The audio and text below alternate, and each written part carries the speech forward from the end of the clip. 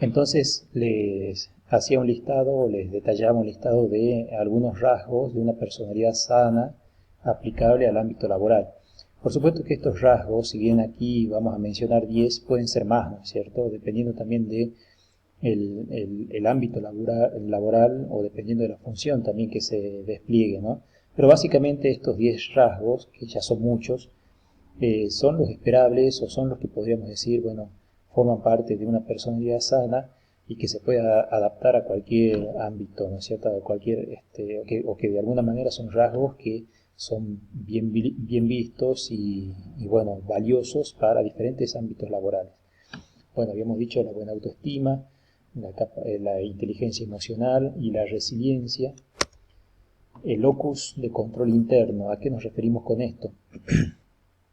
A la capacidad de la toma de decisiones y a la capacidad de manejarse de una manera autónoma, de una manera independiente, cuando el control lo tiene uno mismo, ¿sí? Y aquí podemos establecer una distinción con aquellas personas que de repente, bueno, ponen todas las causas, los motivos y las consecuencias de sus actos en el exterior, en el entorno.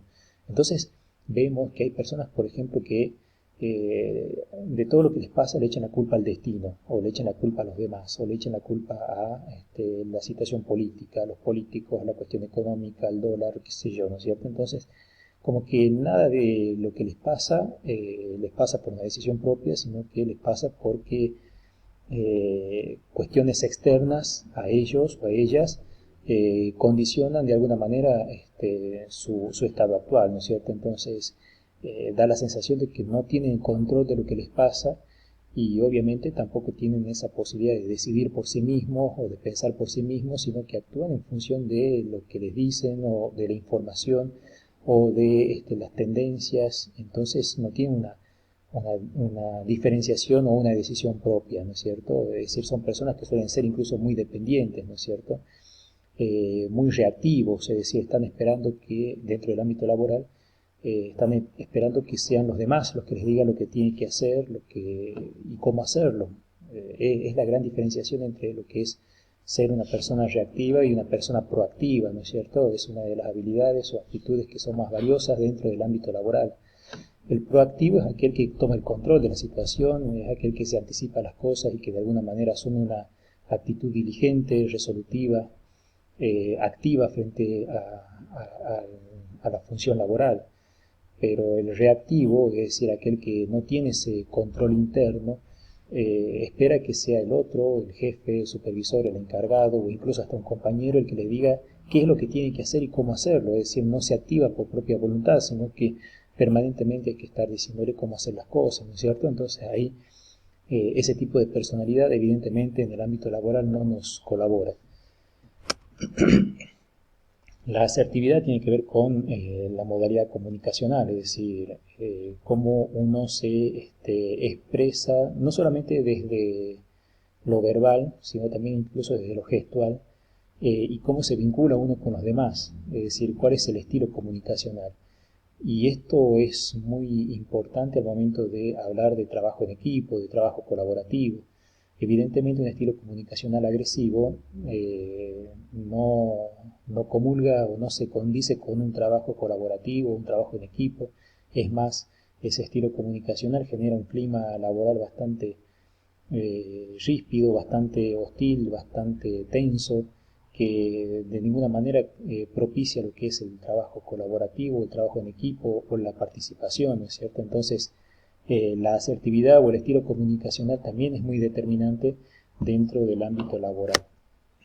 La tolerancia a la frustración, bueno, esta habilidad es necesaria para cualquier tipo de trabajo y fundamentalmente para aquellos en donde el empleado o la empleada está expuesto a situaciones de tensión, situaciones de presión, situaciones de exigencia, que en donde necesite bueno, tener ciertos recursos personales como para afrontar esas situaciones, ¿no es cierto? Es decir, pienso en trabajos que, bueno, a ver, exponen a sus empleados, a sus colaboradores a situaciones de riesgo, incluso a situaciones de pérdida o a situaciones graves, en donde, bueno, es propicio tener ciertos recursos como para poder transitar ese tipo de situaciones, ¿no es cierto?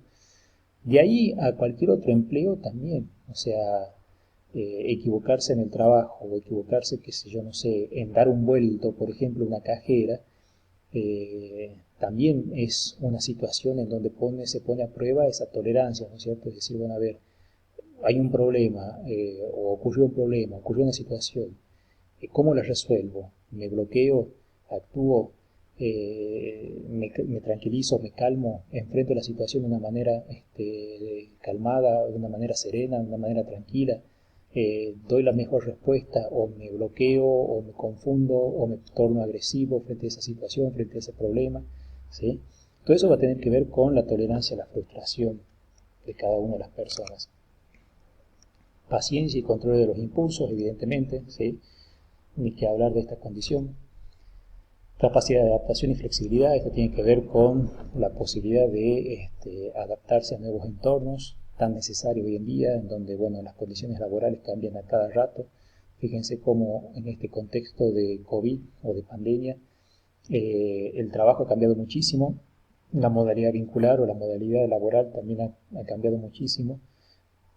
Algunos trabajos han tenido que adaptarse o modificarse o readecuarse a estos contextos, a estos entornos. Algunos trabajadores han tenido que reinventarse, esa palabra tan escuchada hoy en día, en donde han tenido que readecuar su forma de trabajar,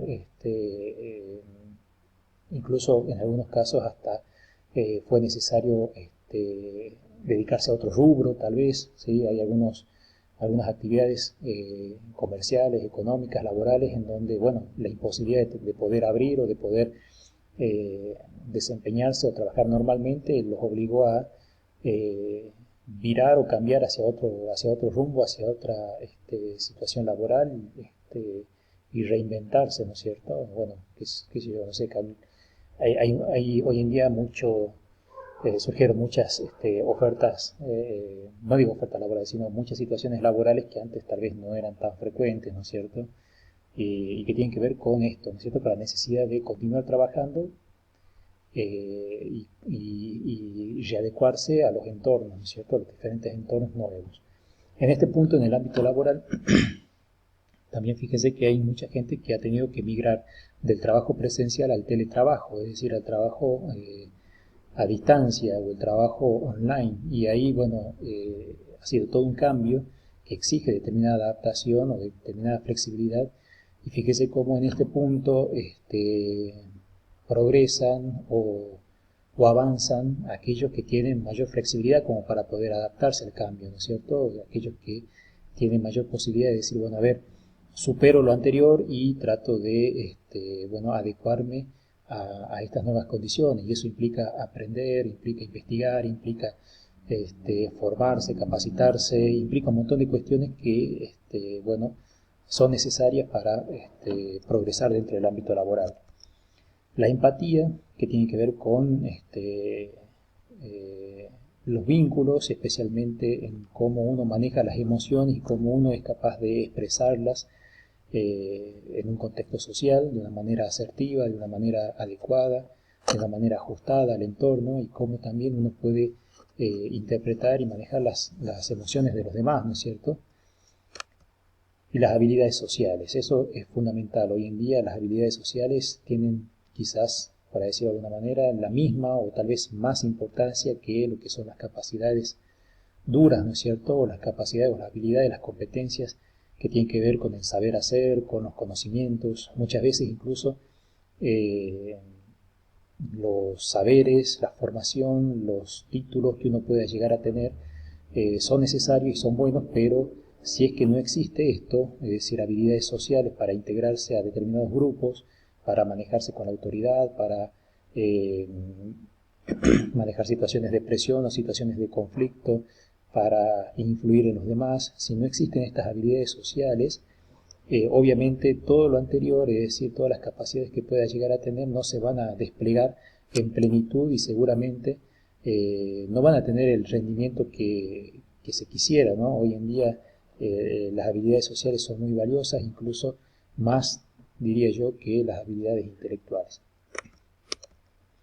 Bueno, ¿Cuál es la importancia de ver todo esto? Los rasgos de personalidad o los perfiles de personalidad. Porque bueno, nosotros los vamos a ver en nuestro trabajo, en el trabajo que ustedes van a desempeñar en el día a día, mañana, cuando ya ustedes trabajen plenamente en el área de recursos humanos, lo van a ver en diferentes ámbitos, pero fundamentalmente en lo que tiene que ver con el diseño de los perfiles de puesto, porque cada perfil de puesto también incluye el detalle o la descripción del perfil de personalidad, es decir, de cuáles son aquellas cualidades o cuáles son aquellos rasgos de personalidad que se requieren para determinado puesto. No son lo mismo, ¿no? Decir perfil de personalidad y decir perfil de puesto no es lo mismo. Son distintos. El perfil de personalidad casualmente hace referencia a ese conjunto de rasgos, conjunto organizado de rasgos o de características de personalidad que hacen que uno se comporte, se exprese o piense de una determinada manera. En cambio, el perfil de puesto hace referencia a una serie de requisitos que debe cumplir una persona determinada para cumplir o para adecuarse a un puesto de trabajo determinado, ¿no es cierto? Entonces, acá dentro de lo que es el perfil de puesto, no solo se tienen en cuenta los perfiles de personalidad requeridos, sino también los conocimientos, las experiencias, el nivel de estudio alcanzado, los requisitos de instrucción, las aptitudes, es decir, hay otras cualidades, otras características que entran a pesar dentro de lo que es el perfil de puesto, más allá de lo que es el perfil de personalidad. Aquí tenemos un ejemplo, ¿sí?, de cómo funcionaría un perfil de puesto y un perfil de personalidad. Fíjense que de un lado y del otro de este cuadro, de este gráfico, tenemos diferentes rasgos, ¿no es cierto? Y estos rasgos se presentan como pares opuestos. Fíjense, de un lado tenemos un rasgo y del otro lado tenemos su opuesto, un rasgo distinto.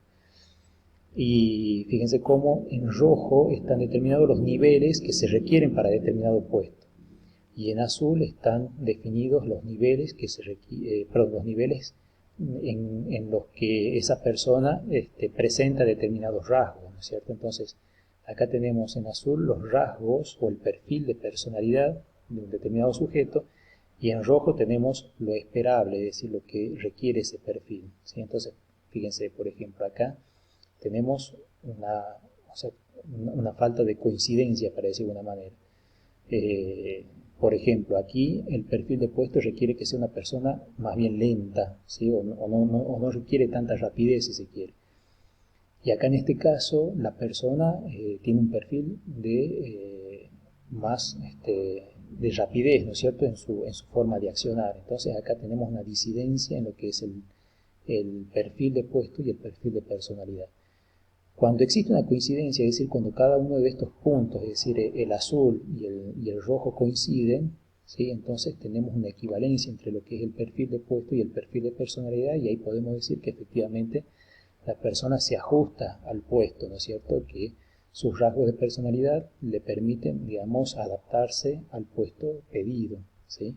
Fíjense acá en este caso, la persona es más bien una persona retraída, y el puesto requiere que sea un poco más sociable, o por lo menos que tenga un término medio, ¿no es cierto?, entre sociable y retraído, ¿sí?